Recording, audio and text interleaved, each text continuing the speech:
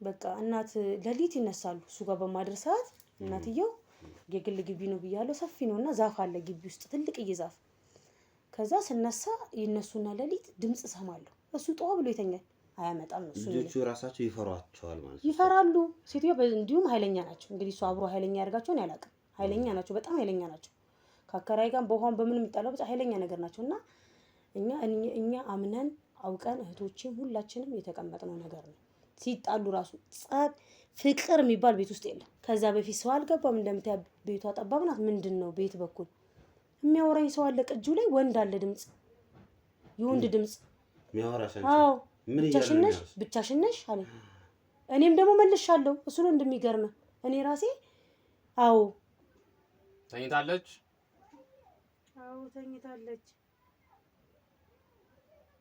በሯንስ ቆልፋለች አዎ ቆልፋለች ማየትስ ትችላለች አራችልም በስመ አብ ወወልድ ወመንፈስ ቅዱስ ጌታዬ ሆይ ወይኔ ጉዴ ፈላ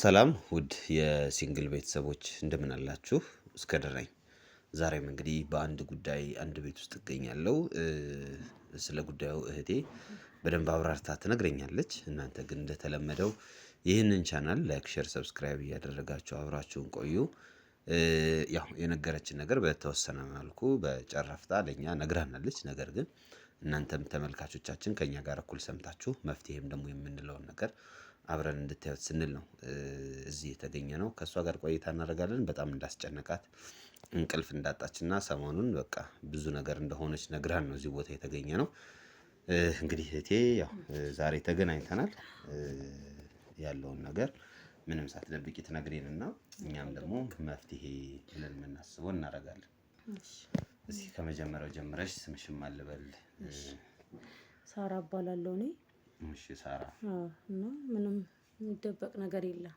ማለት በጣም በጭንቀት ውስጥ ሆኜ ነው የጠራችሁ እናንተ በጣም እንደ ቀልድ የተጀመረ ነገር ግን በጣም እያሳሰበኝና ብቻዬንም በመሆኔ በጣም ስቃይ ማለት የሰው ልጅ እንቅልፍ አጥቶ መኖር ምንም ሰርተ መጨረሻ መኝታ ነው ገባ ሁሉንም ሰው ዳም ሀብታም እኩል የሚያደርገው መኝታ ነው እና እኔ ግን እንቅልፍ አልተኛም እንደሰው በቃ ብተኛም ሁሉ ጊዜ 9 ሰዓት በቃ ሻርፕ ይቀሰቅሰኛል ምን እንደሆነ ማላቀው ነገር በቃ 9 ሰዓት እነሳለሁ እኔ ተከራይቼ ነው የምኖረው ለብቼ የክራይ ቤት ነው ራሴን ችዬ ራሴን አስተዳድሬ ነው መስተንግዶ ነው የምሰራው አሪፍ ቤት ነው የምሰራው ቲፕ አለኝ ብዙ ነገር አለኝ ራሴን ችዬ ነው ፍቅረኛ ነበረኝ ጓደኛ ነበረኝ ያው አልተጋባንም በጓደኝነት ደረጃ ነው ያለነውና እና ምናልባት ታሪኩን ወደ ኋላ ምን ተነላልኩኝ ግን ይሄ ነገር የመጣብኝ ያው ተከራይቼ መኖር ከጀመርኩ በኋላ ነው ከሱ ጋር ያለው ብዙ ነገሮችን አብረን አሳልፈናል ጥሩ ልጅ ነው ምንድነው ግን ቤተሰቦቹ ጋር አስተዋውቆኛል እሄዳለሁ ቤታቸው አብራችሁ ትኖር ነበር እንዴ ከሱ ጋር አንኖር አብረን አንኖር ተከራይቼ ስኖር ስላልሽ ነው መጀመሪያ አቀም አሁን ነው ይሄ መጣው አብረን በፊት ሲሄድ እነሱ ቤት ይዞኝ ይሄዳል ቤተሰቦቹ ጋር እኔ ብዙም ቤተሰብ እንትን የለኝም ቤተሰብ የለኝም እና ካፌ እንደማስተንግዶ እንደምሰራ እና ከልጆች ጋር ተከራይቼ ነበር ምኖረው በፊት ብቻዬን አልነበርኩም እና በዛን ሰዓት ነበር የተዋወቅነው ከዛ እነሱ ቤት እንግባሱ ቤት አላቸው የራሳቸው የግል ቤት አላቸው ክላስ አለችው የሱ እዚህ ኑሮ ይረኛልና ከመኖሬ በፊት በጓደኝነት እያለው ያው ተደብቀ ምናምን አይደል የምትገባው ቦይፍሬንድ ስትይዝ እሱ ቤት ቤተሰቦች አሉት እህቶች አሉት ምናምንና እናቱን በጣም ስለምፈራ እየተደበቅኩ ነበርና የሆነ ቀን ያዙኝ ሲይዙን ምንድነው እንዴ ሳትነግረኝ ምን ነው አንቺስ ምናምን ሲሉኝ አይ እንዴ ነው በቃ እኔ ክፍለ ሀገር ልጅ ነኝ ብዙም ቤተሰብ እዚህ ስለሌለኝ መናገሩ ከብዶኝ ነው አልኳቸው አይ ችግር የለውም እኔ ልጄ እንዳያገባልኝ እፈልጋለሁ እንዲሰበሰብ እፈልጋለሁ ምናምን አሉ እኔ ቡና ጠጫሉኝ ቡና ይጠሩኛል ስመጣ እሱ ጋር ሲሄድ ማለት ነው ከዛው ልጆቹ ጋር ነው ማድረው ምክንያቱም ከፍዬ ነው ከልጆቹ ጋር ሼር አድርጌ ነው የምኖረው ከዛ ነይ ሲለኝ ያው እሱ ማግኘት ስፈልግ እሱ ቤት ሄዳለሁ ማደር ካለብኝ አድራለሁ መጫወት ካለብኝ ተጫዋቾች የቤቱ ቡና ፍልቼ ምናምን ሄዳለሁ ከዛ የተላመድኳቸው ስመጣ ደስ የሚል ነገር የለም በቃ እናት ለሊት ይነሳሉ እሱ ጋር በማድረስ ሰዓት እናትየው የግል ግቢ ነው ብያለሁ። ሰፊ ነውና ዛፍ አለ ግቢ ውስጥ ትልቅዬ ዛፍ። ከዛ ስነሳ ይነሱና ሌሊት ድምጽ ሰማለሁ። እሱ ጠዋ ብሎ ይተኛል። ምን ይሰራሉ እኚህ ሴትዮ? አሮጊት ናቸው። ምን ያደርጋሉ እናትየው? እኔ እንዳይወድቁ ብዬ ወጥቼ ሳይ የሆነ ቀን በተለይ ይሄ እንደዚህ ግንቦት ምናምን ምንድነው ስሙ አድባር ሲሆን የአድባር ሰሞን ሲሆን ይሄዱና ዛፉን ቅቤ ቅብት ያደርጉና ከዛ ደግሞ እኔ አዲስ አበባ ውስጥ በእውነት ነው እንደዚህ አይነት ነገር ያለ አይመስለኝም ጭራሽ። በቃ እግዚአብሔር እንዴት አዲስ አበባ ውስጥ አሁን ገጠር ምናምን ነው የሚመስለኝ እንደዚህ አይነት ነገር። ከዛ በግ ደግሞ ያርዳሉ ሁሌ። አድባር የሚያርዱት እሳቸው ናቸው በግ።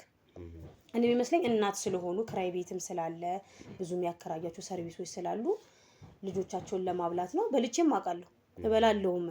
ከዛ ግን በቃ የተላመድን ስንመጣ እሳቸው ነው የሚያርዱት። ለካ ካረዱ በኋላ ያርዱና በጉን እዛ ዛፉ ጋር ሄዶ አፍስሰው ነው ለሊት ተነስተው እኮ ነው ሴትዮዋ ናቸው የሚያርዱት። በራሳቸው ማንም እንዳይነካ ደሟን ለማፍሰስ ብቻ ነው። ወንድ አይደለም የሚያርደው። ከዛ በኋላ ነው እንትን የሚለው የሚያመጡት የሚበልተውን ሰው የሚገንጣ አራጁን የሚመጣው ከዛ በኋላ ነው። ለሊት እኮ ነው። ከዛ እንዴት ብዬ ልንገረው? ቆይ አንቺ ለሊት አድባር መጀመሪያ ምንድነው አድባር ማለት? የአድባርማ ኖርማል እኛ የምናከብረው የአድባር ጊዜ ነው የምልህ። ግንቦት ታውቃለህ እንዴ? የአድባር ጊዜ ግንቦት ልደታን እኮ ነው የምልህ። ግንቦት አንድ እና የአድባር ነው የሚባለው እሱ ግንቦት አድባር ይባላል። ኖርማሊ እንደዚህ በእኛም በሃይማኖት አድባር ቀን ይባላል፣ ግን እነሱም ይጠቀሙበታል። አብሮ አድባር አይመስለኝም። ይሄ ባህል ነው እንጂ ከሃይማኖት ጋር የሚገናኝ አሁን አድባር ብሎ ልደታ አንድ ናት እኮ ልደታ አንድ እና ልደታ አንድ ማለት የእመቤታችን የተወለደችበት ነው አይደል? አዎ። ታዲያ ግቢ ውስጥ ምናምን ቡና እናፈላ የለ እንዴ? እና እሱ እኮ አምልኮ ነው እንጂ እኛ እምነት ጋር ይገናኛል አይደል? አዎ። እንደ ኦርቶዶክስ ሳይሆን በእኛ ጋር አይገናኝም። ግን አሁን ከምልሰው በአድባሩ ቀን ይባላል። አሁን ኖርማሊ በእለቱ ቀን ምናምን እንደሚባለው የአድባሩ ቀን እኮ አሁን ይሄ ኮርቱ እኔ አሁን ይሄን አላውቀውም። የአድባር ቀን የሚባል አላውቅም። ግንቦት ልደታ ናት። የልደታ ቀን እንዳላችሁት ዛሬ እስክንድርና ተሙ የተሸወዱትን ነገር እነግራችኋለሁ። ደግሞ እኛ ምንድን ነው የተሸወድነው? እሺ እስኪም ተሙም እንግዲህ እናንተ ተሸወዳችሁ ብዬ የማስበው ነገር ተመልካቾቻችሁ እናንተ ለብዙ ጊዜ ሲከታተሉ ቆይተዋል። ነገር ግን የሚገባቸውን የሚፈልጉትን ሱቅ መርካቶ ላይ ማለት ነው በእናንተ ምክንያት አላገኙም። በዚህ መሀል ደግሞ ጊዜ እየተጠበቀ የሱቆቹ ዋጋ በከፍተኛ ደረጃ ዋጋቸው እየጨመረ ይገኛል ማለት ነው። በ3 ወር ውስጥ ብቻ እንኳን ከ1.4 ሚሊዮን ብር በላይ የዋጋ ልዩነት አምጥተዋል ማለት ነው። ለምሳሌ ከ3 ወር በፊት 11 ሚሊዮን ብር የሚሸጥ ሱቅ አሁን ላይ ደግሞ 12 ሚሊዮን 600 ሺህ እየተሸጠ ነው ማለት ነው። ስለዚህ እናንተ እያላችሁ ደንበኞቻችሁ ወይም ተመልካቾቻችሁ በሱቆቹን ገዝተው መጠቀም ሲችሉ ያ ሳይሆን ቀርቷል ማለት ነው። አሁን ደግሞ እናንተን የሚያምኑ የሚከታተሉ ሰዎች ጥሩ እድል ይዤላቸው መጥቻለሁ። በሜሪት ፕሮፐርቲስ መርካቶ ላይ ሱቆችን እየገነባን እንደሆነ ይታወቃል።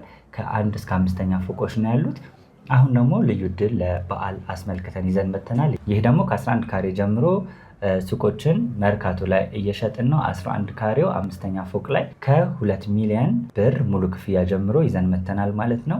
እናንተን የሚከታተሉ ሰዎች 10%ን ብቻ በመክፈል መርካቶ ላይ የሱቅ ባለቤት መሆን ይጀምራሉ። አዲሱን ዓመት በንግድ በቢዝነስ መጀመር ይችላሉ ማለት ነው። እንግዲህ እኔም የሚጠበቅብኝን በሙሉ አድርጌ ላግዛቸው እችላለሁ ማለት ነው። በጣም ነው የሚገርመው። እንግዲህ ውድ ቤተሰቦቼ እንደሰማችሁት ነው ወዳጄ እንግዲህ ያለውን የዋጋ ግሽበት ነግሯቸዋል። በተለይ ደግሞ በአንዴ በ3 ወርና በ4 ወር ውስጥ የ1.4 ሚሊዮን ብር ልዩነቱን በሚገባ አይተናል። እናንተም ፈጠን ብላችሁ ሱቆቹንም ቤቶቹንም ለመግዛት ጥረት አድርጉ። ወንድሜ አንተም ደግሞ ተባበራቸው። በተለይ ውክልና የሌላቸው ሰዎች መረጃ መውሰድ የሚፈልጉ ሰዎችን ዲቴል እየጠየቃቸው እናንተም ደግሞ የምትፈልጉትን መረጃ ጠይቁት። እኛ በሱ በኩል ምንም አይነት ነገር ከመጣኛም ስለምንሳተፍበት ችግር የለውም ወዳጆቼ። አንተም ተባበራቸው። ፈጣን ብላችሁ ሱቁን ለመግዛት ጥረት አድርጉ ለማለት እወዳለሁ። ይመቻችሁ። እና የሚገርምህ እስኪ በአድባሯ ቀን ነው የሚሉት። ኢቨን ራሱ ትላልቅ ሰዎች ልደታ አንድን ቀን ዛሬ አድባር ነው የሚሉት። እንዴት ሰምታችሁ እንደማታውቁ ነው እኮ። አሁን አድባር እኮ የሚባለው አሁን እኔ በማውቀው በምረዳው አድባር የሚባለው አሁን እምነት ውስጥ ያሉ ሰዎች ነው። እሱ አድባር የሆነ ዛፍ ላይ ይሄ አድባር ነው ይባላል ምናምን እንደዛ ነው የማውቀው። ይሄ ግን አሁን ልደታ ግን እኛ የምናውቀው የእመቤታችን የውልደት ቀን ነው አይደል? ያን የውልደት ቀን እንዴት አድባር እንለዋለን? በጣም ይገርም። አሁን አንዳንድ ትላልቅ ሰዎች ዛሬ አድባር ነው የሚሉት። እንዴት አጋጥሞ ልደታውን ራሱ ማለት ነው። ከዛ ውጭ ግን ግንቦት አንድ ለምሳሌ የዓመቱ ሚካኤል፣ የዓመቱ ገብርኤል፣ እንደዚህ የዓመቱ ተክለ ሃይማኖት ምናምን በተለይ በእነዚህ ቀናቶች ነው አጉል እምነታቸውን በደንብ ኤክሰርሳይዝ የሚያደርጉት። ስለዚህ አድባር ማለት የዓመት ክብረ በዓል ይሆንና ከዛ እነዚህ አጉል እምነት የሚያመልኩት ሰዎች በዛው የሚያርዱበት ወይ የሚጠሉትን ነገር የሚጠሉበት ለመሰለ ይህንን እንደዚህ ቀኖችን አስታከው ካላደረጉ ብቻውን ካደረጉ የሆነ ቀን ላይ ለምን እንዴት የሚል ጥያቄዎች ይመጣሉ። ሁሉም ሰው ይጠይቅ ይችላል። ምንን አስመልክተ ነው ዛሬ በግ ያረድከው ብትባል ምን ትላለህ? ዝም ብለህ ከመሬት ተነስተህ ታዲያ በዛ ዕለት ነው አብሮ የሚያርዱት። ገባ? አሁን እሳቸው ለግንቦት አንድ አረዱ ተብሎ ነው የሚታሰበው ለልደታ። ግን እሳቸው ያረዱት ግን ለመጥፎ ነገር ነው። ወይ ጉድ! አይኔ እኮ ነው ያየው። እኔ በቃ ከፍቼ ቀስ ብዬ ከፍቼ በሩን ሳይ ቂቤ ቀቡና ሄዱ። ግቢው ሰፊ ነው። ትልቅ ዛፍ ግን አንድ አለ ግቢ ውስጥ። ከጀርቦችም አሉ ትናንሾች፣ ግን ትልቅ ደግሞ የዋና በር መግቢያ ነው። ተከራዮች አሉ ምን አሉ፣ ግን እኔ ተከራያቸው አላውቅም እስካሁን። ግን ከዛ በኋላ ታሪኩን ልነግርህ ነው መጨረሻው። ከዛ እዛ ላይ ወስደው ይቀቡና ከዛ አንገቱን እንትን አሉና በጉን ነው በጉን ከዛ ቀስ አድርገው በእንትን ዛፉ ላይ ትንሽ ፈሰስ እንዳደረጉ ተውት። ከዛ አራጅ በጧት ያ እንግዲህ ሌሊት ነው ኩለ ሌሊት ነው። ከዛ በኋላ ልክ ሊነጋጋ 12 ሰዓት ሲል ቶሎ ብሎ አራጅ ይዞ ይመጡና ያሳርዳሉ። ልጆቹ እንዴት ታረደ ማን አረደው ያው አራጁን ያዩታል። ከዛም በኋላ ባለው እንትን ይነሳሉ። ኑ ብሉ ይባላል። አሁን አንቺ ልጆቹ አያውቁም ነው እሳቸው እንደሚያርዱት? አይ እኔ ነው የምልህ። እኔ አየሁኝ ለመጀመሪያ ጊዜ። ከሱ የወጣ ነገር የለም። እንዲህ ነው ብሎ ይነገረኝ የለም። አጋጣሚ እሱ ጋር ድሬ ይንኮሻኮሻል እና በሌሊት ማን ተነስቶ ነው ብዬ ከፍቼ ሳይ አየኋቸው። እንደዚህ ሁሉን ነገር አንድ ባንድ ሲያደርጉ አየኋቸው ማለት ነው። ከዛ ተመልሼ ገባውና በጣም ተረበሽኩኝ። ከዛ ከዚህ በፊት በልቻለሁ ነግሬሃለሁ። ያው እኔ በጋርደው ያበሉን ነው የመሰለኝ ኖርማሊ በልቻለሁ። ከዛ ቅንጭ ምናምን ይሰራሉ፣ ጉራጌም ናቸው። ክትፎ ምንም በላው። ከዛ እንዴ ባለፈው የሚበሉት እንደዚህ ያደረጉትን ነው እንዳልኩኝና ከዛ ቆይ እንዴት ነው በምን መልኩ ነው ለዚህ ልጅ መንገር ያለብኝ ያውቃልስ አያውቅም የሚለውንም አልኩኝና እሱ በጣም ተኝቷል ይዛን ቀን። ከዛ እሺ በቃ አልኩና ዝም አልኩኝና ጠዋት ተነስቼ ወደ ስራ ሄድኩኝ። መስተንግዶ ግማሽ ቀን ሰርቼ መጣሁኝ። ከዛ ስመጣ ቤቱ እንትን ብሏል። በቃ ፏፈሽ ብላ ሳሩን ጎዝጉዞ ምን ብሎ አድባር ነው በቃ እንዲህ ብሎ ከዛ ከሱ ክላስ ገባውና እንዲህ ስለው ምንም ነገር እንዳትናገር ያለ። እንዴ ታውቃለህ እንዳልኩትኝ? አዎ ቀኑ እንዳትረብሽ፣ ይሄ የራሷ ችግር ነው። እናታችን ናት፣ ምንም ማድረግ አንችልም። እንዴት ምን ማለት ነው? እሳቸው እኮ መመለስ ካለባቸው ይመለሳሉ። በዚህ እድሜያቸው እንዴት ብለው ነው እንደዚህ አይነት ነገር የሚያደርጉት? አንተስ ይሄን ሁሉ አመት ስትኖር እያወቅህ ከሆነ ለምን ነገ ልጆች ይወለዳሉ፣ ስንት ነገር ይኖራል እና ለምንድን ነው እንደዚህ የምታደርገው? ትቆጣለች። በሰላም መኖር የምትፈልጉ ከሆነ እንደዚህ ሆናችሁ ኑሩ። አይ የምትል ከሆነ እንደዚህ የምትል ከሆነ እሄዳለሁ፣ ሰውየው ጋር እሄዳለሁ ነው የምትለው አለ። አዎ ሰውየው ጋር እሄዳለሁ። አንዳንዴ አሁን ቀኑን ሙሉ ጠፍተው እስከ 12 ሰዓት ልክ ፍለጋ ስንወጣ ይመጣሉ። ማን ነው ሰውየው ማለት? ጥንቆላ ቤት ይሄዳሉ። አዎ ጥንቆላ ቤት፣ ጠንቋይ ቤት በቃ ይሄን አውቃለሁ አለኝ። እኔ አውቃለሁ ሳራ። ስለዚህ ይሄ አብረን እኔ እና አንቺ ጋር ምንም አይነት ነገር አያመጣም ነው። ልጆቹ ራሳቸው ይፈሯቸዋል ማለት ነው። ይፈራሉ። ሴትዮ እንዲሁም ኃይለኛ ናቸው። እንግዲህ እሱ አብሮ ኃይለኛ ያደርጋቸውን ያላቅም። ኃይለኛ ናቸው፣ በጣም ኃይለኛ ናቸው። ከአከራይ ጋር በኋን በምን የሚጣለው በጣም ኃይለኛ ነገር ናቸው። እና እኛ አምነን አውቀን እህቶችም ሁላችንም የተቀመጥነው ነገር ነው። ሲጣሉ ራሱ ጸብ ፍቅር የሚባል ቤት ውስጥ የለም። እሱ ከወንድሙ ይጣላል፣ እህትዮ ከሳቸው ጋር ይጣላሉ፣ በክራይ ይጣላሉ። እሱ እንዳልኩ ሌላ የሚያከራዩ ቤትም አለው ለልጆቻቸው። አንዳንድ ሌላ ኪራይ ቤት ሰጥተዋል። ግን በዛ አከራዮቹን ይናገራሉ እሳቸው ደግሞ። ከዛ በዛ ከእናትዮ ጋር ይጣላል። ተካራዮቹ ሴትዮዋ ይናገራሉ፣ በውሃ ይናገራሉ፣ በመብራት በሽንት ቤት ይነጋገራሉ። እና ግቢው ሰላም የለውም። እሱም ከወንድሞቹ ከዛ በቃ ቁጭ ብዬ አሰብኩኝ። እኔ አሁን ስለ ሰላሙ ስለምናምኑ ሳይሆን ስለ ከዚህ ልጅ ጋር ቀጥዬ ስላለኝ የፍቅር ግንኙነት ከዛ በኋላ ስለሚመጣው ልጅ አሳሰበኝ፣ በጣም አሳሰበኝ።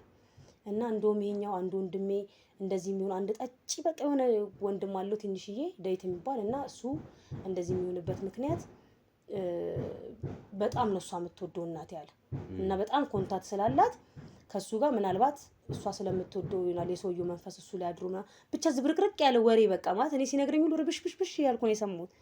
ከዛ በቃ ለጓደኞች ያጫወትኳቸው እንደዚህ ያልኳቸው እንዴ አንቺ አሁን ከሱ ብትዋለጂ ራሱ ልጁ ላይ ሊያርፍ ይችላል ይሄ መንፈስ እንደዚህ ነው። ሴትዮዋ ልጆቻቸው እንዳለ ቤተክርስቲያን የሚባል አይሄዱ ማንም ሰው ነው የሚያውቀው። ይሄ እውነተኛ ታሪክ ነው የምነግርህ። ግን ዝክር ምናምን እንዳላችሁ ታድባር ምናምን ያደርጋሉ። ያችን ያደርጋሉ። ደስ ሲላቸው ሰውየው አሁን ለምሳሌ እንዳልኩ ያችን አድባር አስታከው በግ አረዱ አይደለ? ሌላ ጊዜ ደግሞ የሆነ ጊዜ አሳበው በግ ሲያርዱ ምንድነው ስትላቸው ለልጆቻቸው ግልጽ ነው የሚናገሩት። አዞይ ነው አንተ አሞህ ነበር አይደል? አዞይ ነው። እስከዚህ ድረስ ግልጽ በቃ ቀጥታ በግልጽ ለልጆቹም ይነግሯቸው። በቃ በግልጽ ረፉ ብቻ ነው በቃ። ከተጣሉ ራሱ ልጆቹ ግቢው ሲጣሉ እነሳቸው እፍ ብለው ይሄዳሉ። የት ይሄዳሉ? እዛ ይሄዳሉ። እመቤቴ እዛ ቀጥ ብለው ሲጣሉ ከዛ እኔ ነግሬ መጥቻለሁ። አርፈ ተቀመጥ በቃ። ልጆቹ እንዳለ በፈራ እንደዚህ እኮ ልጆቹ እንደዚህ አይደሉ። እንዳንተ የሚያክሩ ትላልቅ እኮ ናቸው። እንደዚህ ማለት ህፃን የሚባሉ ልጆች አይደሉም።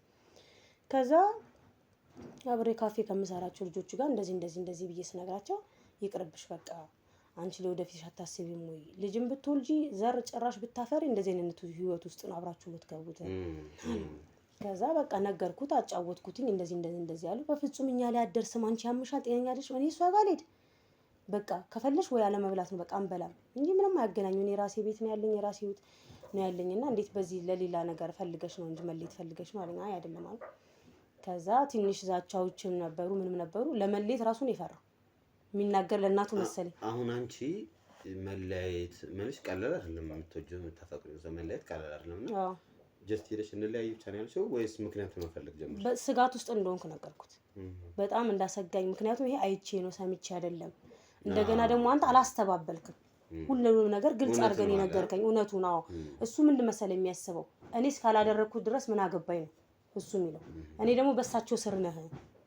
እሳቸውን ዝም ማለት በራሱ አንተ ሃይማኖት ካለ እናትን ማውጣት መቻል ነበረብህ። ይሄንን ቢያንስ አንተ ፊደል ቆጥራል። ይሄ ነገር አዝላቂ አይደለም። ምናልባት ሌላ ሃይማኖት ሊሆን ይችላል፣ ሰው የፈለገውን ሃይማኖት መከተል መብቱ ስለሆነ።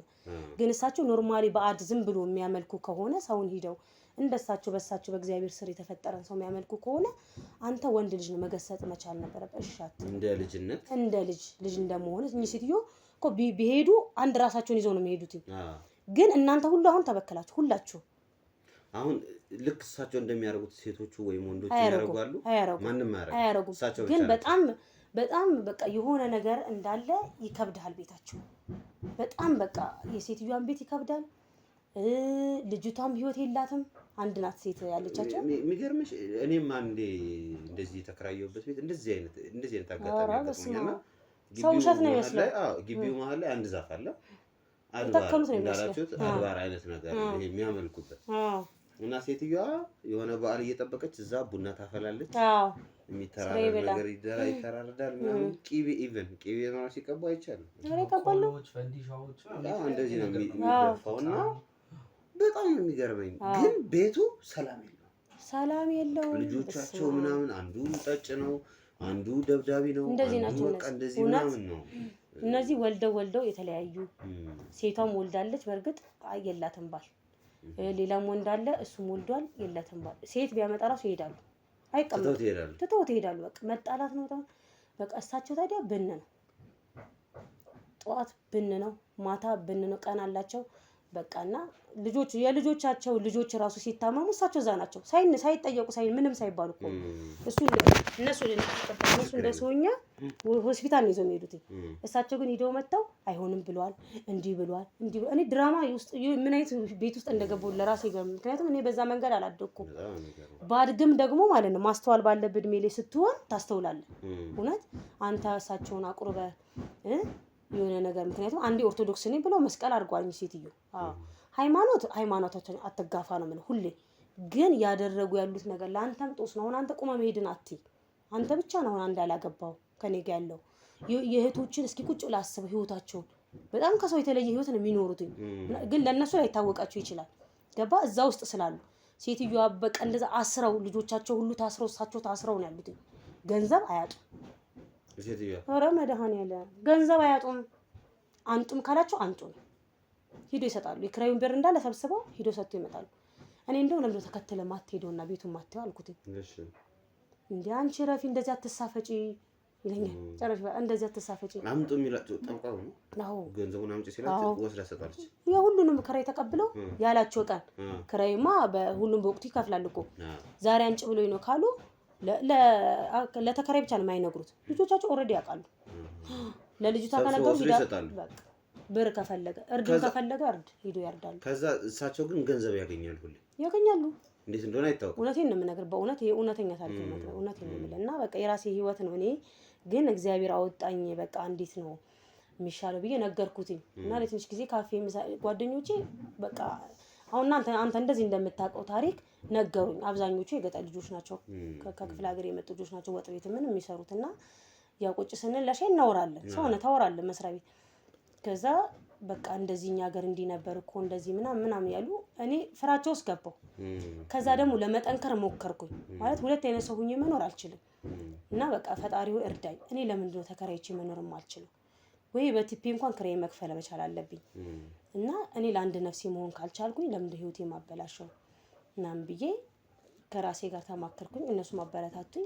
ከዛ ቤት ተከራይተሽ ግቢ እሱ አንቺን ካለ እንደው ቢመጣ ራሱ አሉኝ። ቢመጣ ራሱ ሳራ አይሆንም፣ ምክንያቱም እሱ ራሱ በደንብ መቀየርና መለወጥ አለበት።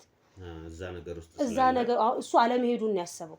ከሳቸው ጋር አብሮ ጥንቁልና ቤት አለመሄዱን ነው እንጂ በእሳቸው ስር ተገዢ ነው። በቃ የሚሉትን ሁሉ ካደረገ እሳቸው ደግሞ እዛ ሄደው ስለሱ የሚያወሩ ምናምን ከሆነ ዛሬ እስክንድርና ተሙ የተሸወዱትን ነገር እነግራችኋለሁ። ደግሞ እኛ ምንድን ነው የተሸወድነው? እሺ እስኪም ተሙም እንግዲህ እናንተ ተሸወዳችሁ ብዬ የማስበው ነገር ተመልካቾቻችሁ እናንተ ለብዙ ጊዜ ሲከታተሉ ቆይተዋል። ነገር ግን የሚገባቸውን የሚፈልጉትን ሱቅ መርካቶ ላይ ማለት ነው በእናንተ ምክንያት አላገኙም። በዚህ መሀል ደግሞ ጊዜ እየተጠበቀ የሱቆቹ ዋጋ በከፍተኛ ደረጃ ዋጋቸው እየጨመረ ይገኛል ማለት ነው። በ3 ወር ውስጥ ብቻ እንኳን ከ1.4 ሚሊዮን ብር በላይ የዋጋ ልዩነት አምጥተዋል ማለት ነው። ለምሳሌ ከ3 ወር በፊት 11 ሚሊዮን ብር የሚሸጥ ሱቅ አሁን ላይ ደግሞ 12 ሚሊዮን 600 ሺህ እየተሸጠ ነው ማለት ነው። ስለዚህ እናንተ እያላችሁ ደንበኞቻችሁ ወይም ተመልካቾቻችሁ በሱቆቹን ገዝተው መጠቀም ሲችሉ ያ ሳይሆን ቀርቷል ማለት ነው።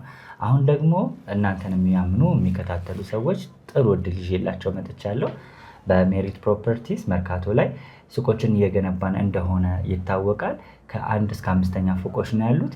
አሁን ደግሞ ልዩ እድል ለበዓል አስመልክተን ይዘን መጥተናል። ይህ ደግሞ ከ11 ካሬ ጀምሮ ሱቆችን መርካቶ ላይ እየሸጥን ነው። 11 ካሬው 5ኛ ፎቅ ላይ ከ2 ሚሊዮን ብር ሙሉ ክፍያ ጀምሮ ይዘን መጥተናል ማለት ነው። እናንተን የሚከታተሉ ሰዎች 10%ን ብቻ በመክፈል መርካቶ ላይ የሱቅ ባለቤት መሆን ይጀምራሉ። አዲሱን ዓመት በንግድ በቢዝነስ መጀመር ይችላሉ ማለት ነው። እንግዲህ እኔም የሚጠበቅብኝን በሙሉ አድርጌ ላግዛቸው እችላለሁ ማለት ነው። በጣም ነው የሚገርመው።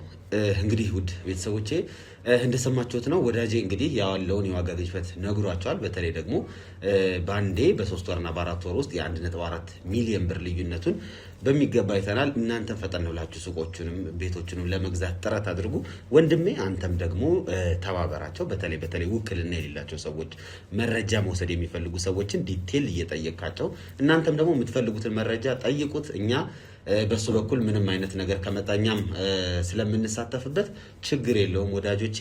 አንተም ተባበራቸው። ፈጣን ብላችሁ ሱቁን ለመግዛት ጥረት አድርጉ ለማለት እወዳለሁ። ይመቻችሁ። ሁሉም ልጆች ተሳስረዋል ማለት ነው። ከዛ በቃ ነገርኩት። ለትንሽ ጊዜ ካፌ እየመጣ ይሸኘኛል። ተከራዩ ቤት ይሄን ቤቴ ማለት ነው። አዎ። ከዛ እዚህ ክራይ ድረስ ይመጣል።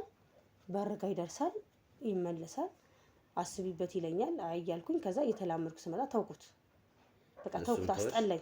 በቃ ጭንቀት። ከዛ መጥቼ ተኝቼ አሁን ትልቁ እና ያሳሰበኝ ህይወቴ ላይ አደጋ እየፈጠረብኝ ያለው ለሊት ሳልተኛ አድሬ እንደገና ካፌ ነው እምሰራው፣ ሰው ፊት ነው የምቆመው፣ እንቅልፍ መተኛት የለብኝም እና ችግር ውስጥ ያሳሰበኝ ነው ወደ እናንተ ያመጣኝ ነገር ትልቁ ነገር እንቅልፍ አጣሁ። እዚህ ቤት ከመጣሁ በኋላ እንቅልፍ እንዴት ነው እሱ ማለት እመጣለሁ፣ ደክሞኝ ነው የምውለው፣ ሳስተናግዱዬ ነው የምውለው፣ ቆሜ ነው የምውለው፣ ይደክመኛል።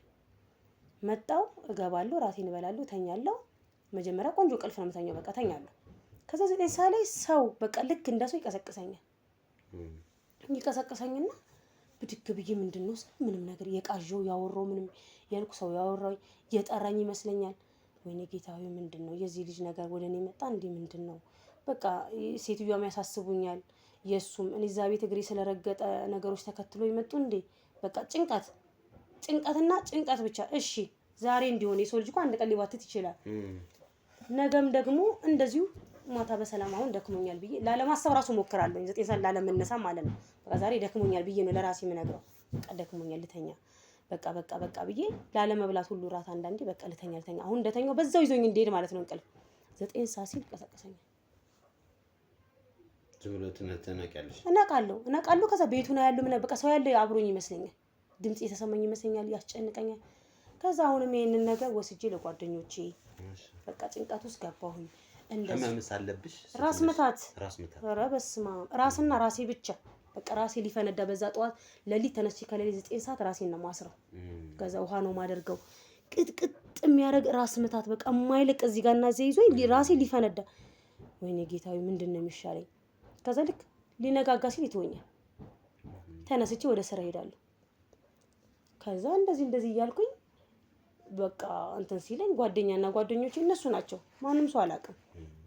እንደገና እንዲህ ስላቸው አይዞሽ የዚህ ጭንቀት ይዞሽ ነው ምናምን ነገር ነው ታንኮራፊ ያለሽ አሉኝ። ኧረ እኔ ማንኮራፋ ማን ሲያንኮራፋ እኔ እኮ ሰው አብሮኝ ሲተኛ ነው ማንኮራፋት የሚነግር አይደል እንዴ?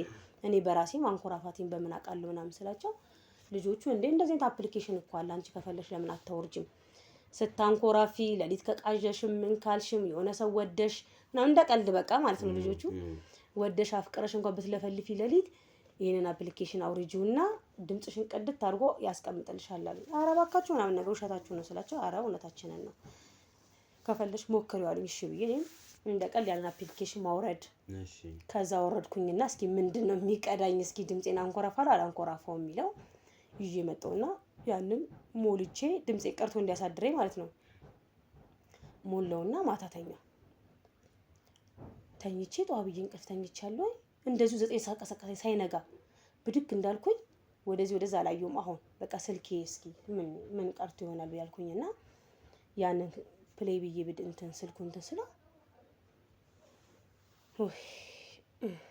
ማመን ያቃተኝ በቃ እግዚአብሔር እንደ የሆነ ወንድም ያወራኛል እንደዚህ ቤት ውስጥ ብቻዬን ነኝ። በሬን ቆልፍ ያለው እርግጠኛ ነኝ ተኝቻለሁ።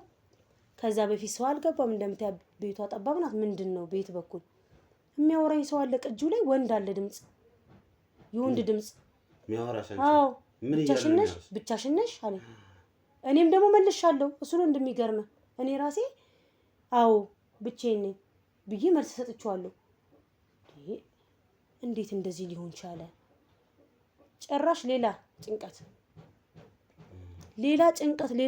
ውስጥ ሆኖ ያሉት በቃ ባላወሩት እንዳለ ጎረቤት ምናምን የለም። ምናልባት የነሱ ድምጽ ምናምን ቢሆንስ ሊሆነ ልጅማ አለ እዚህ ተከራይ አለ እና እሱ እንደውም እንደዚህ ቲክቶክ ምናምን እያየ አምሽቶ ከሆነ ብዬ እንትን ይሄ እኮ ኖርማል ሰው ነው የሚያወራኝ እኔ ቤት ውስጥ ሆኖ ነው በቃ ድምጹ። ምክንያቱም ይሄ ስልክ የእጄ ስልክ እኔ ልጋ ነው አብሮ አጠገቤን ያስተኛሁት ያደረኩት።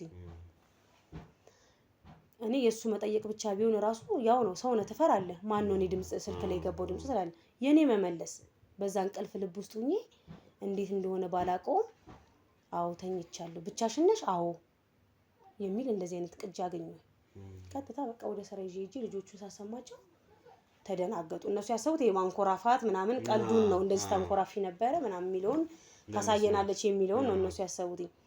ከዛ በጣም ደነገጥኩኝ። እነሱም ደነገጡ። ያው በፊቱን ኬስ ስለሚያውቁ እንዴ ምንድነው ምናምን ነገር አሉኝ። አይ እባክሽ ዝም ብለሽ ነው ወይ የሰው ድምጽ ገብቶ ነው ምናምን ነገር ዛሬ ሂጂና እዩ እስኪ አሉኝ። ኧረ እባካችሁ ተውን እየተጨነኩኝ ነው እናንተ ምናምን። ያው ግማሾቹ ጸበል ሂጂ ምናምን ይሉኛል። ከዛ እኔ ታውቃላችሁ ማታም ሽቼ ነው የምገባው። ሌሊት ደግሞ ስራ ገቢ ነኝ መልሼ እያልኩኝ ከዛ ይዤው በነጋታውም እንደዚሁ እሺ ይሁን አልኩኝና ይዤ መጣሁኝና በቃ አሁን ስልኬ ጓደኛዬ ሆነ። ምንም ማድረግ አልችልም። ጭንቀት ውስጥ ነው ያለሁትኝ። ማንንም ላይ ይችላል ባይን የሚታይ ነገር ታያለህ እኮ ዙሪያ ያለው ሶፋዎቼ ነው ያለው አልጋዬ ነው ያለው ምንም ነገር የለም። መጀመሪያ ተዘጋጅቼ ነው በቃ ከዛ በቃ እግዚአብሔር ሰላም አሳድረኝ ብዬ ገባለሁ። ስልኬን አፕሊኬሽኑን እከፍታለሁ። ድምጼን እንዲቀዳ አድርጌ ተኛው 9 ሰዓት ከ9 ሰዓት እኮ ነው በቃ የማያልፈው ነገር የሚገርም። ልክ 9 ሰዓት ትነቂያለሽ? 9 ሰዓት ስልክ እነቃለሁ። ስልክ እኮ እስከ ጠዋት መስማት እችላለሁ እንዴ! ሁሉ ነገር አለ በቃ። እሺ። ከዛ ተነስቼ ስልኩን አሁንም ሳይ ድምጽ ተቀጥቷል። አሁንም እንደዛው ድምጽ አለው። ድምጽ ወንድ። ከዛ ቤትሽ ቁልፍ አለው ጨራሽ? የምርሽ ነው እንዴ?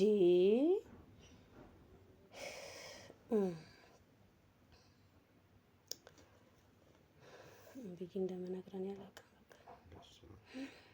እንደዚህ አይነት እንደዚህ። ስለ ቁልፍሽ ጠየቀሽ? ቁልፍ አለው ወይ ቤትሽ አለኝ። አዎ። አሁንም የኔ ድምጽ አለ። የኔ መልስ ትመልሽለታለሽ? አዎ አለ። ከዛ ተዘግቷል በሩ ሲለኝ አዎ ተዘግቷል። ይሄን የመለስኩትን እንደዚህ።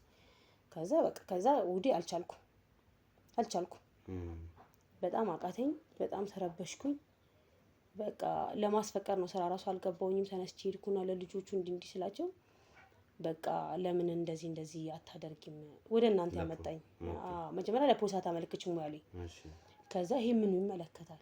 ይሄ በሌሊት የሆነ ነገር ነው፣ ድምጽ ነው፣ የአፕሊኬሽን ምንድነው ይሉኛል ምናምን ነገር አልኩኝና አይ ግድ የለሽም ንገሪያቸው አሉኝ። ከዛ ሂጂ ፖሊስ ጣቢያ ስናገር ይሄ ምንም መፍትሄ የለውም፣ ምንድነው ቀርተሽ የመጣሽው አሉኝ። አይ እኔ እንዲህ ተከራይቼ ነው የምኖረው። ያው ባጭሩ ነገርኳቸው። ጭንቀት ውስጥ እኔ ብቻዬን እየኖርኩ በሬን ዘግቼ እየኖርኩ ማለት ሰው ገባ እንኳን የምትለው ነገር አይደለም።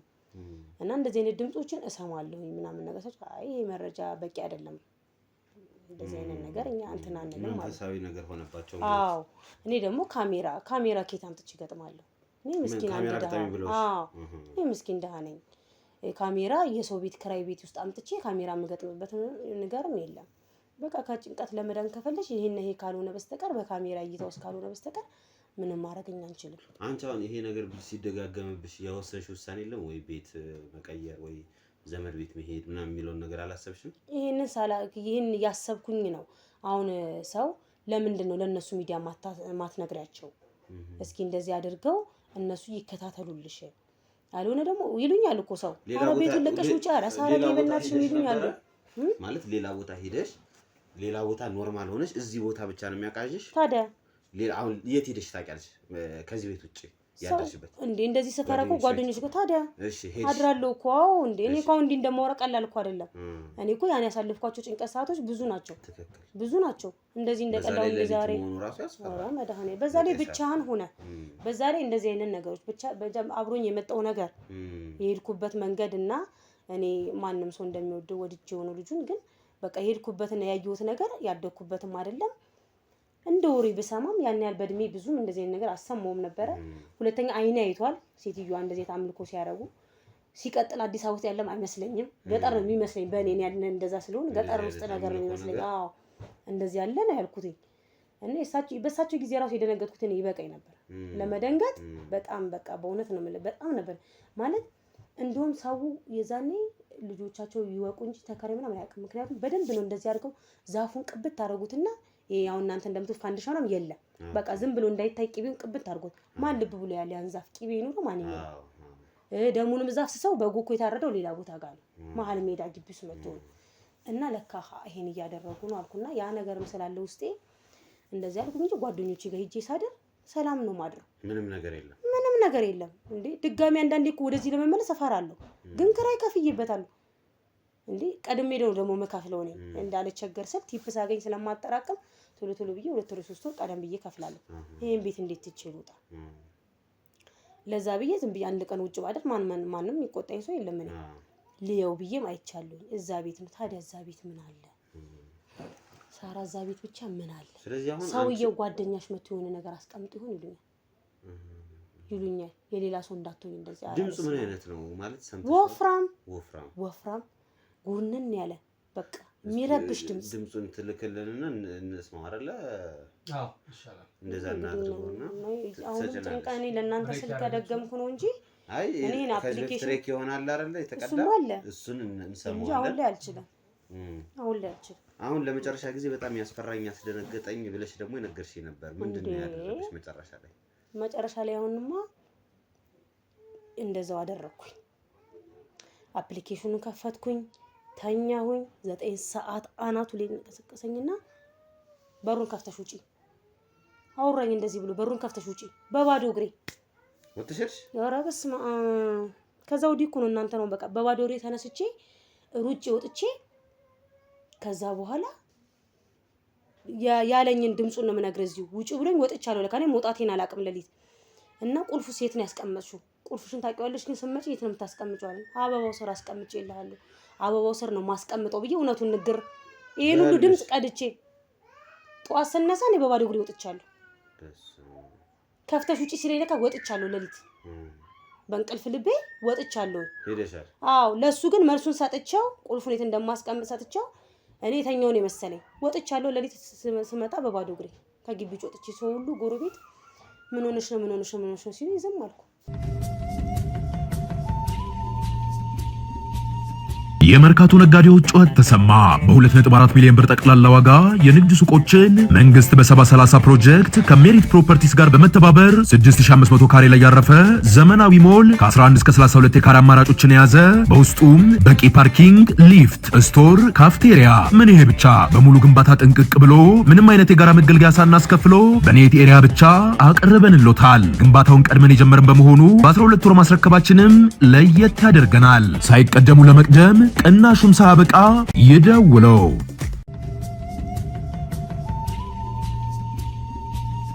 የሚያሳዝንና የሚያስደነግጥ ታሪክ ነው የነገርሽኝ በእውነቱ። እና አሁን መጨረሻ ላይ የሰማሽውስ ነገር ምንድነው? መጨረሻ ላይ አሁን እኛ ዛሬ እንድትጠሪ ነው ያደረገሽ ነገር ምን ነበረ? እሱማ እንዳልኩ በብዙ ጭንቀት ውስጥ ነው ያለፍኩት። ገባ ሰው ሁሉ እንደዚህ ነው ወይ የሚኖረው እያልኩኝ እንዴት ደግሞ ነውም እንዳለ ኑሮ ያውቀዋለሁ። ገባ ከዚህ በፊት ሰላማዊ ኑሮ የምኖር ሰው ነኝ። አዎ። እና ከስራዬ ጋር አልተመቻችም። ደግሞ በቃ ስራዬ ካፌ ነው። ጠዋት ቆሜ ስለዛ ነው ማስበው። በቃ ተደግፌ እናት ቡና እንጂ ስኳር ሲሉኝ እሺ በቃ እየረሳው መርሳት ነው። ቁጭ ብዬ ማሰብ ነው። ቆሜ ማሰብ ነው። ጭንቀት ነው። ይሄ ማታው ነገር ነው የሚያሳስበው። የማታው ልመጣ ስልስ ስራ ጨርሼ ልመጣ ስል ጭራሽ ሀሳብ ወደዚህ ግቢ ልገባ ስል ጭራሽ ሀሳብ ነው የሚይዘኝ። እስኪ አንዳንዴ እንደው ገብቼ ቆይ ከመተኛቴ በፊት ብዬ ቁጭ ብዬ ሶፋ ላይ ቴሌቪዥን ከፍቼ ዝም ብዬ ቁጭ ስል ምንም ነገር የለም። እኔ ስተኛ ብቻ ነው እንዴ 9 ሰዓትን ላሳልፍ ስትል የማታሳልፈው ነገር ነው። እንቅልፍ ይመጣል፣ ትተኛለህ። 9 ሰዓት ሲል ደግሞ ራሱ ነው የሚንቀሳቀሰኝ። ስልኬን አብሬ እንዳልኩ ከአፕሊኬሽኑን ሳያበሬ እንደዚህ ብድግ አድርጌ ሳይ 9 ሰዓት ነው ሰዓቱ። ሁሌም 9 ሰዓት ነው ምትነሻው እምነቀው። ከዛ መጨረሻ ምን ሆነ መሰለክ እንዳልኩ ከዚህ በፊት አፕሊኬሽኑ እያወራኝ ደህና ነሽ ብቻሽን ነሽ ምናምን እንደዚህ አይነት ወሬዎች የሚያወራኝ ያ አንድ ጭንቀት ፈጥሮብኛል። አሁን ደግሞ እንደዚሁ አፕሊኬሽኑን ከፍቼ ቁጭ ብዬ እንትን ብዬ አሰናድጄ አፕሊኬሽኑን ከዛ ተኛው። ስተኛ ጭራሽ ባለፈው ነገር ያለው በእግርሽ ውጪ ብሎኝ እንዳስሮጠኝ። ከዛ በኋላ ደግሞ እንደገና ድምጹን በቃ እንደዛ ሆኖ ጎርነን ብሎ አለች ልጅቷ አለች። ጭራሽ ስለሰው ይጠይቀኛል። ስለሌላ ሰው ስለማን በቃ ስለሌላ ሰው ልጅቷ አለች ሲለኝ አዎ ከማን ጋር ናት? ሰው አውራት አለ? አረ የለም በቃ እመልሳለሁ። እኔ ጥያቄኛል እኔን ያስመልሰኛል እመልሳለሁ ራሴ። ማናት ልጅቷ? ጠዋት ተነስቼ ሳዳምጠው ጭራሽ ስለሌላ ሰው ነው የሚጠይቀኝ። በፊት እኔን ነው የሚጠይቀኝ እንደነገርኩ ማለት ነው። ተኝተሻል? ቁልፍሽ ቤት አለው ምናምን ነበር የሚለኝ። አሁን ደግሞ ልጅቷ አለች ብቻዋን ናት ተኝታለች ተነስታለች እያለ ይጠይቀኛል። እኔ እመልሳለሁ። ይሄ ደግሞ በጣም ጭራሽ የከበደ ነገር ውስጥ አመጣኝና እኔ ቆይ እስኪ እንደዚህ አሁን እንደዚህ አይነት ነገሮች እያሉ ለምንድን ነው እነሱ ጋር ማልደውለውና ማልጠራው? ሌሎች ልጆችም እንደዚህ ያሉኝ ገባ ደውይና እነሱ እስኪ በሚያጣሩት ነገር ያጣሩልሽ ከነሱ ጋር በቃ ከዚህ በኋላ ይሄን አይቼ እናንተ የምታረጉልኝን ታረጉልኝና አይቼ በካሜራ ታይቶ ምንም ነገር ከሌለ እስኪ ወስነው ውሳኔ ወስናለሁ። እስከዛ ግን አሁን ከዚህ በኋላ እዚህ ቤት መቆየትም አልቻልኩም በቃ። አይ ያስጨንቃል። አሁን እንደዚህ አይነት ነገሮች እውነት ለመናገር በጣም የሚያስጨንቁት እንዴ ምን እንደሆነ እንኳን የማይታወቅ ነገር ነው አሁን እያስጨነቀሽ ያለው። እንዳልሽው ድብቅ ካሜራ ያስፈልጋል፣ ግድ ነው።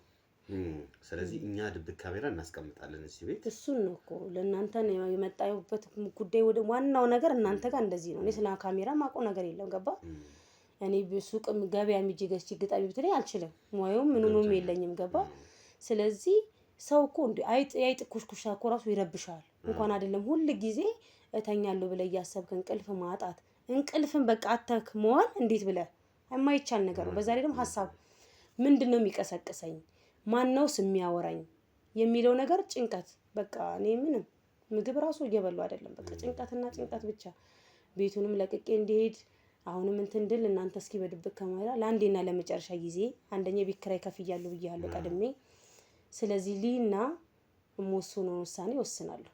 ምክንያቱም በቆሜ ከማለቄ በፊት እኔ እስኪ እኛም መጀመሪያ ድብቁን ካሜራ እናስቀምጣለን። አካባቢውን ዞር ዞር ብለን ምን አይነት ቤት እንደነበር እዚህ በፊት የነበር አከራይሽን ጠይቀሻል?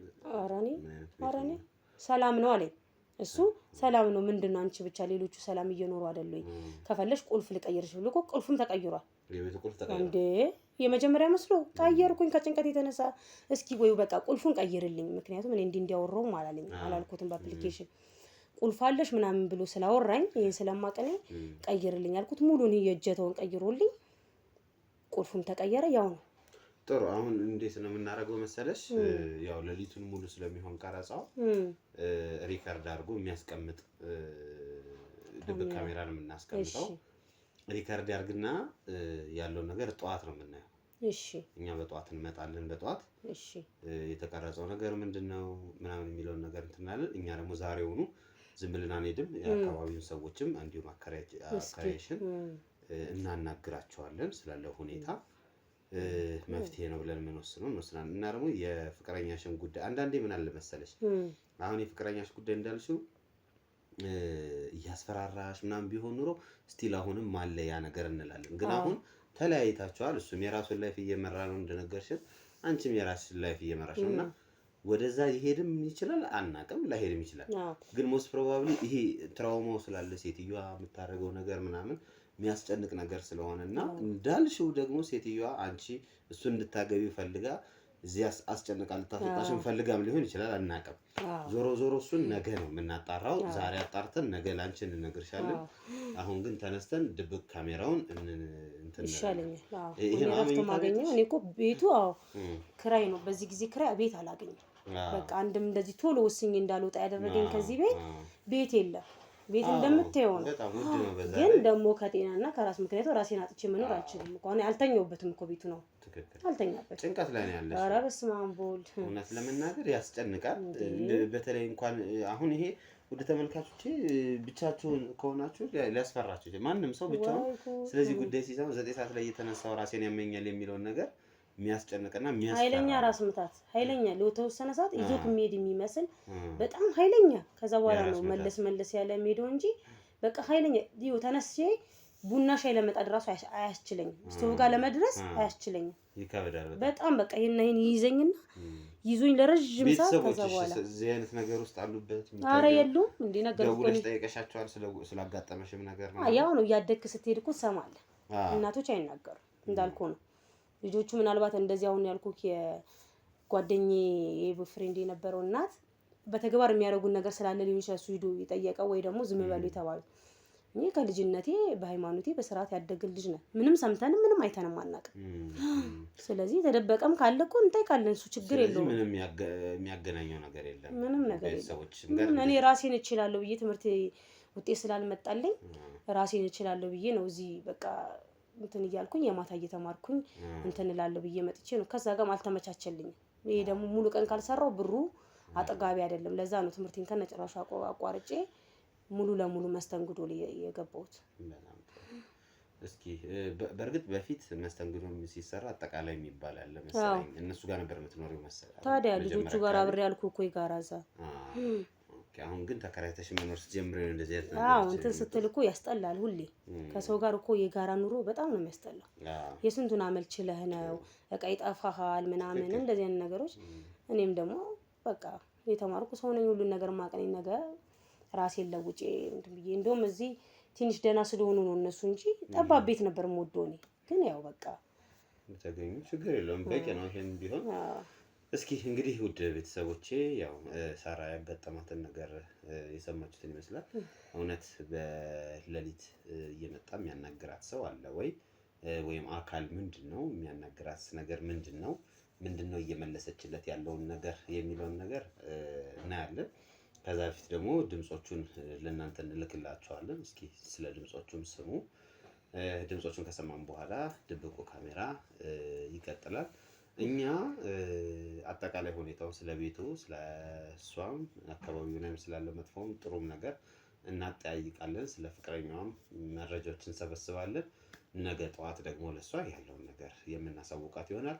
እናንተ ግን ያው እንደተለመደው ሁሌም እንደምንለው ይሄንን ቪዲዮአችንን ላይክ፣ ሼር፣ ሰብስክራይብ ማድረጋችሁ አይረሳ። በተለይ ላይክ፣ ሼር፣ ሰብስክራይብ ስታደርጉልን ለኛ በጣም ይጠቅመናል። እንደዚህ አይነት ስራዎችንም ለመስራት ኃይልም ብርታትም ይሆነናል። ሱፐር ቻት እና ሱፐር ስቲከር እየሰጣችሁ ደግሞ ሞቅ ደመቅ የምታደርጉልን ሰዎች በጣም ነው የምናመሰግነው። እውነት ለመናገር ሱፐር ቻት እና ሱፐር ስቲከር ለቪዲዮአችን ምንድነው የሚጠቅመን? በደንብ ፕሮሞት ያደርገዋል፣ ለሌሎች ሰዎች እንዲደርስ ያበረታተዋል፣ ሞር ለሌላም ሰው ይሰጥልናል። ስለዚህ ያንን ስለምንፈልገው ውድ ቤተሰቦቻችን ላይክ፣ ሼር፣ ሰብስክራይብ ካደረጋችሁ በኋላ ደግሞ የምትችሉ ሰዎች ሱፐር ቻት እና ሱፐር ስቲከር አስቀምጡበት። ሱፐር ቻት እና ሱፐር ስቲከር ውጭ ሀገር ያለ ሰው ነው ሞር ይሄንን ነገር ማድረግ የሚችለው። በፔፓል ወይም ክሬዲት ካርድ ያላችሁ ሰዎች ከጎን የዶላር ምልክት አለች፣ እሷን በመንካት የፔፓል አካውንት ወይም የክሬዲት ካርድ አካውንታችሁን በመጠቀም $1 ጀምሮ የምትፈልጉትን ያክል መስጠት ትችላላችሁ ማለት ነው። ውድ ቤተሰቦች በጣም እንወዳችኋለን፣ በጣም እናከብራችኋለን። እንደተለመደው ወደ ድብቅ ካሜራችን እንሄዳለን። እኛም ደግሞ ማጣሪያዎችን ከጀርባ እንሰራለን። አብራችሁን ቆዩ።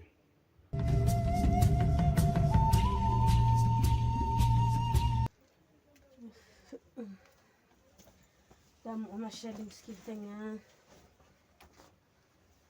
ጌታዬ እንደው የዛሬ ሰላም አሳድረኝ። እንደው ኧረ በእንቅልፍ ተሰቃየሁ። እንደው መድኃኒዓለም አባቴ ምን ይሻለኛል? የዛሬ እንኳን ልተኛ እስኪ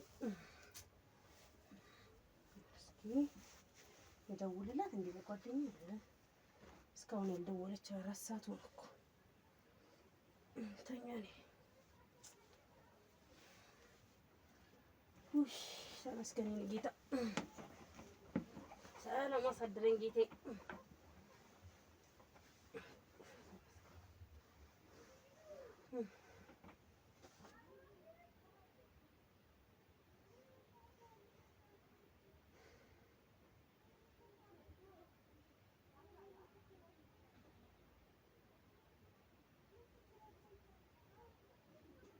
ተኝታለች? አዎ ተኝታለች። በሯንስ ቆልፋለች? አዎ ቆልፋለች። ማየትስ ትችላለች? ኧረ አትችልም።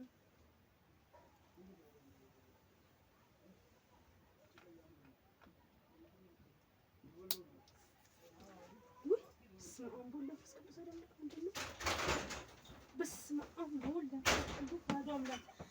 ጌታዬ ሆይ ወይኔ ጉዴ ፈላ። ምንድነው ነገሩ? እንዲህ መብራቱ አብርቻን እንደተኛሁት እንዲህ ማን ያጠፋው? ወይኔ ወይኔ ወይኔ ጭራሽ በሩን ተከፍቷል። ወይኔ ጉዴ ፈላ። ኧረ ሰዎች ድረሱልኝ!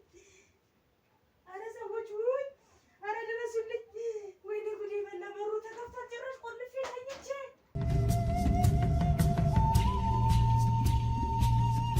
በኮንዶሚኒየም ዋጋ ሪል ስቴቶችን እነሆ እያልናችሁ እንገኛለን። ፍጹም ሪያሊቲ ድሪምስ ነን።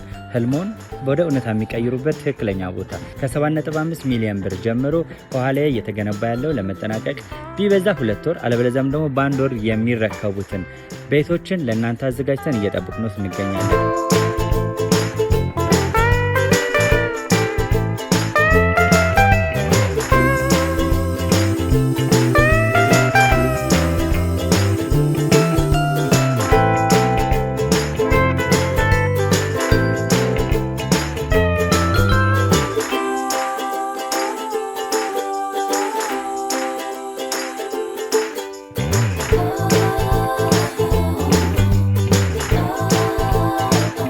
ክፍያ 7.5 ሚሊዮን በሰሚ ፊኒሽድ ሲሆን 60%ቱን ለኛ በመክፈል 40%ቱን ደግሞ ከወጋገን ባንክ ጋር እናንተን በማገናኘት ክፍያዎትን መፈጸም እንዲያስችሉ መንገድን ከፍተንሎታል።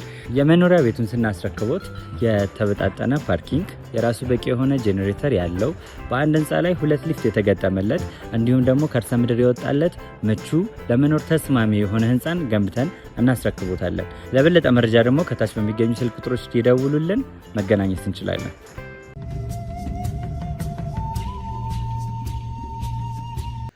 እንግዲህ ውድ ቤተሰቦቼ ያው ሳራን አግኝተናታል።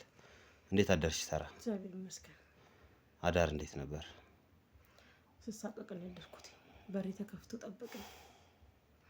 በሬ ተከፍቶ መብራት አጥፍቼ እንትን አብርቼ ተኝቼ ጠፍቶ ልክ ሰው እንዳጠፋው ጭራሽ ባሲያው ነው።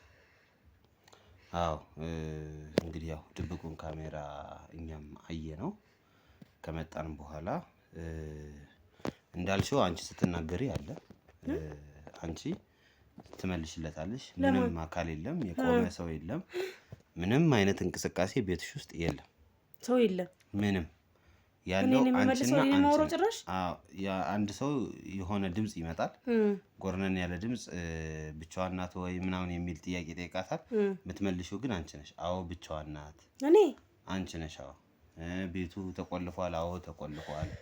ታያለች ወይ ሲልሽ ደግሞ አይ አታይም። ከዛ ወዲያው እንግዲህ መብራቱ እኛ እንዲያውም መብራት የጠፋ መስሎን ነበር መጀመሪያ። አራኒ አብርቼ ወይ ጉድ እንደዚህ ተጨራሽ አጥፍቼ ልተኛ ምን ተማመኝ። በሩም ብርግድ ብሎ ተከፈተ። ከዛ ነው አንቺ ተነስተሽ የቀወጥሽው እንዴ? የጮኩ የጎረቤት እኮ እስካሁን አይዞሽ እያሉኝ እዛ ቁጭ ብዬ ነው። አሁን እናንተ እነሱ መተው ካሜራው ለሊታውን ስትወጪ ውጭ ላይ መብራት ነበር የጎረቤቶችሽ? ታዲያ ያንቺ ቤት ብቻ አይጠፋው ማለት የኔ ደግሞ ማብረቻለሁ አውቃለሁ እኮ ይሄን ያለ ህሊኔ አሳትኩም እኮ አውቃለሁ። ምክንያቱም እንደዚህ አይነት ህይወት ውስጥ ያለው ሰው ነኝ። አስቤበት አብርቼ ማለት የኔ ማብራት ካሜራውን ምንም እንትን አይለውም ይብራ ብዬ አይሸፍነውም እንደውም ይታያል ብዬ ነው አበራርቼ የተኛሁት። መብራቱ ታዘ በሩ እኮ ተቆልፏል። አሁን መብራት ችግር የለም በር ቁልፍ ቆልፌ ነው የተኛሁት። በጣም የገረመን እሱ ነው። በሩም ተቆልፏል ግን ተበረገደ። ግን የሰው ነገር አላያችሁም? ሰው ምንም አይነት ሰው የለም። ምንም አይነት የሰው እንቅስቃሴ የለም። ቤቱን በረበር ነው። በጀርባም ቀዳዳ ምናምን ወይ ሰው የሚያስገባ ነገርም ካለ ጣራው ሳይቀር እኮ ሁሉንም ነገር ነው ያየ ነው። ሁሉንም ነገር ለማየት ሞከረን፣ ግን አንዳች ነገር እዚህ ቤት አላገኘንም። ከዛ ትናንት አንቺ ከነገርሽን በኋላ እያጣራን ነበር ስለዚህ ቤት፣ ስለ አንቺ ፍቅረኛም ማጣራት ሞክረናል። ፍቅረኛሽ አሁን የራሱን ህይወት እየመራ ነበር። የቀድሞ ፍቅረኛሽ ብዙም እንትን የለበትም። ዝም ብለን እንዲያውም ስላንቺን አንጠይቃ ወዳት ነበር፣ ግን በአንዳንድ ምክንያቶች አልተግባባንም። እሷን ማስገደድ አልችልም። የተወሰነ ጊዜ እንዲያውም ሞክሬ ነበር ለመመለስ፣ ግን ልመልሳት ስላልቻልኩ ትቻታለሁ። ያው ካልፈለገች ላስገዳት አልችልም ብሎ አሁን ሌላ ፍቅረኛ ይዞ እሷ ጋር ነው ያለው። ምናልባት ወደዛኛውም እኛም መስሎን ነበር። የእሱ እናቱንም እንዲሁ ለማውራት ሙከራ አደረግን። ያው ትንሽ በጣም አስፈሪ እናት ናቸው፣ ግን ጭራሽ አንቺ ከነመፈጠርሽ ረስተውሻል ነው ሀሳቡ። ከዛ ሁለተኛ ደግሞ ቼክ ያደረግነው ምንድነው እዚህ ቤት ውስጥ ከዚህ ቀደም እዚህ ግቢ ይደረግ የነበረ ነገር አለ ወይ የሚለውን ከአከራይሽ ጋር ተነጋግረን ነበር። ይሄ ቤት ከዚህ በፊት የነበረው ሰው የተለያዩ አጉል እምነቶችን ያምን የነበረ ሰው እንደነበረ ተነግሮናል። ይሄን አልነገረሽም አከራይሽ አይደል? ምንም ነገር የለም ነው ያለሽ አከራይሽ። እሱ 10 ቁልፍ ይቀይር እንጂ ስማምቡል የኔ ድል ሳያሳዝንም፣ ግን አዎ እንግዲህ ራሱ አከራዩ ነው የሚሆነው። ባክከ ሰውየው ነበረ እዚህ ሰው ነበር፣ ሌላ ሰው ተከራይ ነው እዚህ ነበር እና ያን ቤትና ይሄን ቤት አንቺ ጎን ያሉት ሁለቱ ቤቶች ተከራይቷቸዋል። ሶስቱን ነው ባንድ ላይ ተከራየው። ግን ይሄን ቤት አሁን እዚህ ቤት 3 ቤት ነው ያለው። ከዛ ወደዛ ነው ያሉት ሌሎች ቤቶች እና እነዚህ 3ቱ ክፍሎች እሱ ብቻ ተከራይቷቸው ነበር ሲናገር ነው። እና ይሄኛው በዋናነት የአምልኮ ስርዓት የሚከናወንበት ሰውየው የሆነ ነገር የሚያደርግበት ቤት ይሄኛው ክላስ ነበር። ያኛው እሱ የሚተኛበት ነበር። ይሄኛው ደግሞ የእሱ አገልጋዮች ምናምን የሚተኙበት ነበር። 3ቱን አንድ ላይ ተከራይቶ ነው እዚህ ቤት ይኖር የነበረው ነው የተባለው። ሰዎች ከሱ ጋር የሆነ ነገር ሲፈልጉ ሲመጡ እዚህ ነው የሚያወራቸው። ጭሱ ምኑ የሚደረገው እዚህ ቤት ነበር። ባጭሩ ይሄ ቤት የጠንቋይ ቤት ነበር ነው የተባለው። እንግዲህ ያ ጠንቋይ ቤት አሁን ላይ በርግጥ ለቆ ሄዷል። ምናልባት እንግዲህ አሁን እንደዚህ እያደረገች ያለው የዛ ሰውዬ አጉል መንፈስ እዚህ ይደረጉ የነበሩ ነገሮች ሊሆኑ ይችላሉ። ያው በእምነትሽ ጠንካራ ነሽ አውቃለሁ። ነገር ግን አንዳንዴ ደግሞ ለምን መልቀቅ መተው ትቶ መሄድ እየተቻለ አሁን ቤትሽ የራስሽ ቤት ብትኖሪበት ቢሆን እንዲህ ይደረግ ቄስ ይጠራ ምናምን እንላለን። ግን ይሄኛው ተከራይተሽ ነው የምትኖሪው። ግፋዊል ብር ቢጨምርብኝ ነው እወጣለሁ። አዎ እኛም እናግዝሻለን። አሁን ያው ዞሮ ዞሮ መፍትሄ ነው ፈልገሽ ወደኛ ልክ ነው እንዴ። ስለዚህ እኛ ልናደርግ የምንችለው ምንድነው ይሄን ቤት ዛሬውኑ ትለቂያለሽ። በጣም አሁን ይኸው እንደምታይኝ በቢጃማ ጎረቤት ቁጭ ብዬ ነው ያልኩት። እናንተ እስክትመጡ ካሜራው እስክትዩ ብዬ በቃ ይሄማ የሆነ ነገር አለው ብዬ ነው በቃ እነሱ መጥተው ከፍተው ይሄን ካሜራ እስኪያዩት ብዬ እነሱ ጋር ቁጭ አሁን ስትመጡ ነው እናንተ ወደዚህ ገባሁት አይደል? በጣም እኔ አሁን ነገ ዛሬም አልልም። እኔ አሁን ሰው ጋር ለምን አላድርም ቤት እስካገኝ ድረስ በጣም ውድ ቤተሰቦቻችን። እኛም እንግዲህ አሁን ይሄ አጉል መከራከር ነው የሚሆንብን። እኛም ጊዜ ማጥፋት ነው አይመስልም? አቤሎ ዝም ብለን እሱን ማጣራት ምናምን ብናደርግ ሰውየውን እዚህ ውስጥ ስላለው መንፈስ ነገር ምናምን ከምናደርግ ልናግዛት የመጣ ነው እሷ ነች። ዋናው እውነቱ ላይ ማወቃችሁ ነው መድረሳችሁ። ገባ? አሁን እኔ ሌላ ጭንቅ በምንም ልታቆማችለው ነገር ነው። ይሄ መንፈስ ነገር አምልኮ ነገር እኮ የለም። አሁን ይኸውልሽ የሚታይ አካል የለም ቤት ውስጥ እኮ በቃ ይሄ ነው አምልኮ ማለት ይሄ ነው። ምንም ነገር የለም፣ ግን ድምፅ አለ። በሩ ተበርግዶ ተከፍቷል። አንዳንድ እቃዎች ሲነሱ ይታያሉ፣ ግን ምንም ነገር የለም። እኔ ምን ነገር እንዳመጣ እኛም ግር ነው በጣም ትንሽ አስደንግጧል። እኛም ደንግጠናል በጣም በእውነት። ኧረ ያስደነግጣል። ወይ ደግሞ እዚህ ደሩ ብትባሉ አንድ ቀን አታድሩ። እውነቴን ነው። እንዴት ነው የምናድረው? እውነቴን ነው። እግዚአብሔርን ኧረ እግዚአብሔርን በእርግጥ እግዚአብሔርን የያዘ ምንም አይሆንም። ግን ደግሞ አንዳንዴ ይሄ ቤት ለዛ አገልግሎት የነበረ ቤት ነው። ይሄ ቤት ላይ ጥንቆላ ምናምን ይደረግበት ነበር። ስለዚህ አሁን ቶሎ እንትን ላይል ይችላል። ያው የቤቱ ባለቤት እኔ አሁን ትናንትና ባይዘው ስናወራ ሰውየው ምንም አይነት ጉዳዩ አይደለም። ላይክ ጉዳዩ አይደለም። ሰውየው ምንም አልመሰለውም። ምንም ማለት ነው። የሆነ እንደዚህ እንትን ሲያረጉበት ሲጠነቁልበት ምናምን ነበር። እና ለምንድን ነው ጸበል ማታስረጨው ወይ ጸሎት ማታስረ በእምነትህ የሆነ ነገር ለምን አላረክም ምናምን ስለ እንግዲህ የሚኖርበት ሰው እንደፈለገ ያድርገው። እኔ እኮ ቁልፉ ነው ብለው ቁልፍ ቀየረልኝ። በራሱ ወጪ እግዚአብሔር ምንም ነገር የለም ብሎ አላዝ ቢነግረኝ አልቀመጥማ። አንተ እንደዚህ ጭንቀት ውስጥ ሆነ ይሄ ተነግሮ ትቀመጣለህ እንዴ? አትቀመጥም እኮ እያወቅህ ዞሮ እና ሰው እንዳይሸሽበት ነው እንዴ? በጣም እኛ ግን ይሄንን ነገር ለአካባቢው ሰው እነግራለን። እሱም የሚያስተካክል ከሆነ ያስተካክል፣ ጸበል የሚራጭ ከሆነ አላውቅም እምነቱ ምን እንደሆነ በሚያምነው ነገር ይሄንን ነገር ማስቆም መቻል አለበት። እዚህ ወይ የተቀበረ ምናምን ነገር ቢኖር እኮ ይሄን ነገር ያው ያለ እሱ ፈቃደኛ ምንም ልናደርግ አንችልም። ገብቷል? እነሱ ፈቃደኛ መሆን ነበረባቸው። አልሆነ እኛ እንዳልከው ነው። ምንም ኬርለስ በጣም መሰለው ጉዳዩ አልነበረም። ከዚህ ከወጣን በኋላ ነበር የእናቱ ልጅ። ስለዚህ አሁን ልናደርግ የምንችለው አንቺን ማገዝ ነው አይደል? አንቺን ነው የምናግዝሽ። ይሄን ቤት ዛሬ ለቀን እንወጣለን። ዛሬ ያው ቤቱ ከተገኘ ተገኘ፣ ካልተገኘ ሆቴል ታድሪና ወይም ጓደኞች ጋር ታድሪና ቤቱን ልክ እንደተገኘ ይሄን ዕቃ ይዞ መውጣት። እኔ ጓዳ ራሱ እናንተ ናችሁ ወይ ሌላ ወዛደር ነው የሚወጣልኝ ዕቃ እንጂ አልገባም።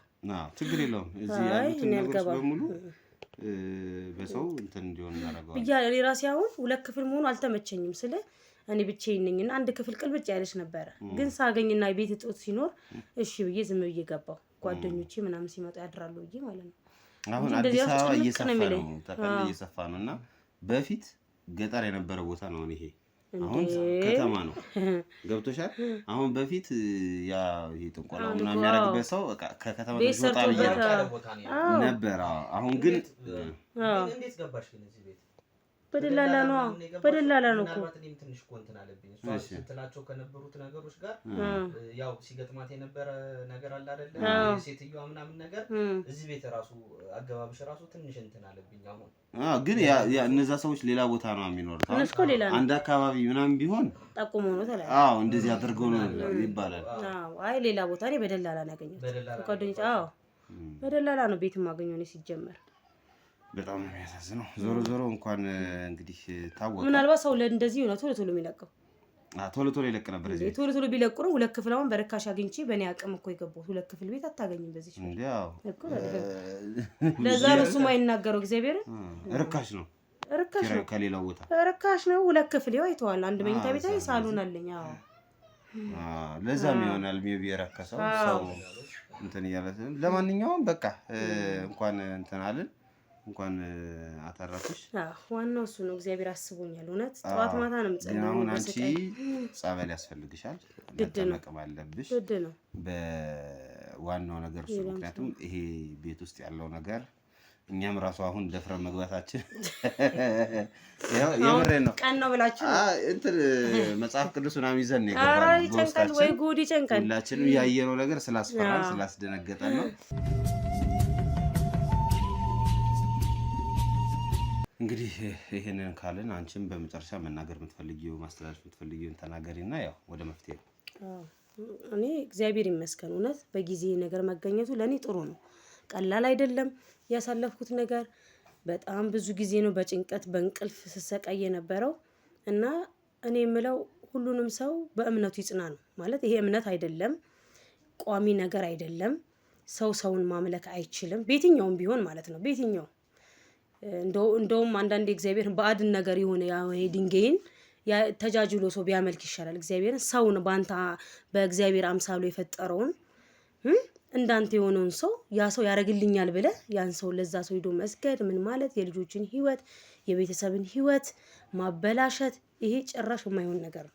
እውነቴን ነው የምነግርህ። አሁን እኔ ነገሮች ሁሉ ተስተካክለው ኖር ነበረ። እየወደድኩት የተለየውበት ምክንያት እንደዚህ አይነቱን ሆኖ ነው። እንደዚህ አይነት ነገር ሰው ሲያጋጥመው በእምነቱ ምንም ሃይማኖት ውስጥ ቢሆን ማለት ነው። ሰው መቼም ሃይማኖት የሌለው የለማ። ስለዚህ በእምነቱ ጽነት ብሎ መኖር ምንም አያመጣም። አንድ ሰው ላይ ምንም አያደርግም። እሱም ሰው እኛም ሰው ነን። ስናምን ግን እንድናለን። ይሄንን ነው የምለው። ያው ሳይድጄ ሳይሆን ለሃይማኖቴ ሳይሆን እውነተኛውን ነው። በሁሉም በእስልምናም ቢሆን በኦርቶዶክስም በሁሉም በፕሮቴስታንትም ቢሆን በሁሉም በእምነቱ ሰው ይጽና፣ ሰው ለሰው አይገዛ። እና ይሄንን ነው የምለው። ይሄንን በማድረጌ ተርፍ ያለው እንደገና ደግሞ ጊዜም ሰጥቼ መፍትሄ ፈልጌ ከሰው ጋር ተነጋግሬ ሰው መፍትሄውን ለሰው መንገር አለበት። እውነት ችግሩ እውነቴን ነው የምልህ መፍትሄ የሚያገኘው ለሰው ስታወያይ ነው።